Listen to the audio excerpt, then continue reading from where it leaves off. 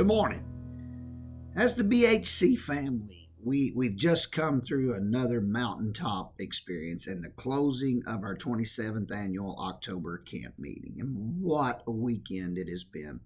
The praises have been lifted. The preaching has stirred our souls, and we have felt the refreshing presence of God on such a great level. My burden today lies in the realm of what happens when the shouting stops. That brought me here to Leviticus chapter 26. This entire chapter is part of Israel's covenant instruction, but it still speaks so powerfully to us as the people of God today. It's a chapter of contrast. First, it has God's blessing for obedience, and then his discipline for rebellion. Finally, it brings us to his mercy for repentance. It's both a warning and a wooing from a God who loves his people too much to let them drift. And that is such a comforting thought to me today, for I know us. I know our propensity to let things slip away. So I invite you to walk through this chapter with me this morning, and let's let it speak to our souls today. Let's begin here in verse 3 and talking about the reward for obedience. Here, God gives us a series of promises that touch every aspect of our lives. Listen, he says, if you walk in my statutes and keep them and do them, these blessings are going to follow. If you will, I will. He talks about, in verse 4, he talks about provision. I will give you rain in due season. In verse 6, he talks about peace. I will give you peace in your land. Or verse 9, it's providence. I will have respect unto you and make you fruitful. Then he gives us the ultimate promise of his presence in verse 12. I will walk among you and will be your God, and ye shall be my people. That's my favorite. These promises remind us that obedience is not just earning God's favor. It's about staying under that spout where those blessings are flowing through. When we walk with him, his presence fills our lives. His favor follows our faithfulness. And I love how verse 12 puts it. I will walk among you. That's the highest blessing. The nearness of God himself. God doesn't just want to bless our work. He wants to walk with the worker. So as we leave this meeting, let's purpose not just to feel God today, but to follow God tomorrow. First, there's the reward of obedience. But then there is the ruin of disobedience. And it's in verse 14 where the tone begins to shift in this chapter. But if ye will not hearken unto me, blessing if you will, ruin if you don't. And here begins a series of consequences for the disobedient. They come in waves, with each one being more severe than that one before it. But even here we see the mercy of God, for this is not the words of a harsh taskmaster. These are the tears of a loving father. Every warning is an invitation to return. Read through them after we're through.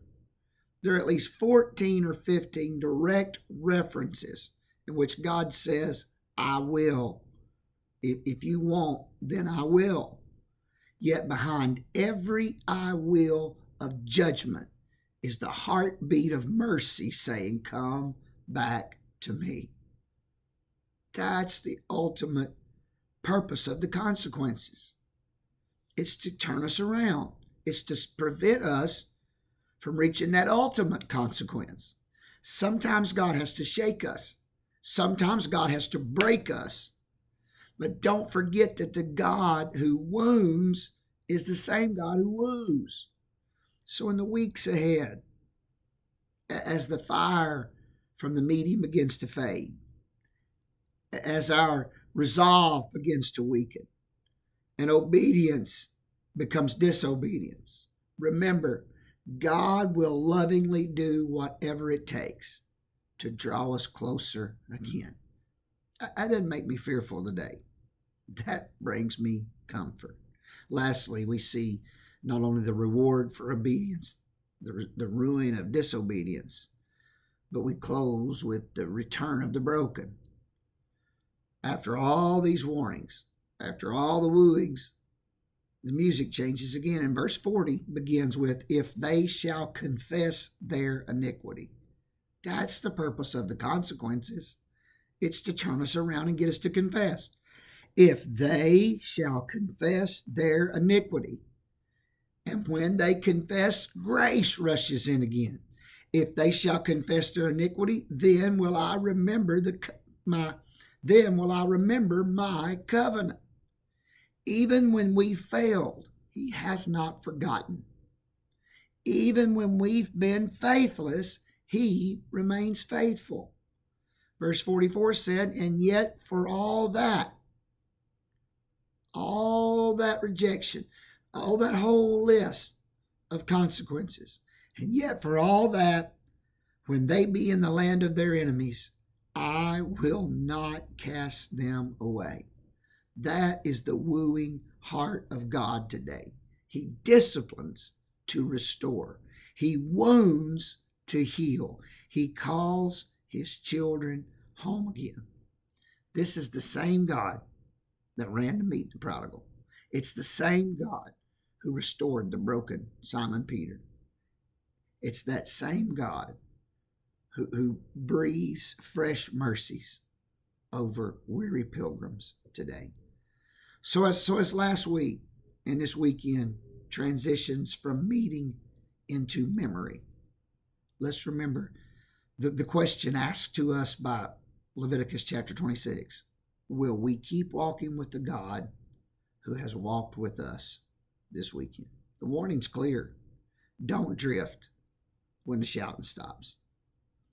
Don't drift when the noise dies down.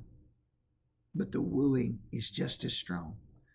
God still delights to walk and to work among his people. So this week and in the weeks ahead, keep his word central. Guard against the idols of convenience. Oh, that's the most dangerous one. Cherish his presence. Because when the meeting's over, the crowds are gone home, and the music fades, heaven's rain still falls on hearts that keep his covenant. Someone said it like this: God doesn't bless emotion. He blesses devotion. And you can stay devoted even when the emotion has faded. So let's walk faithfully with him who has been so faithful to us this weekend. God bless you today.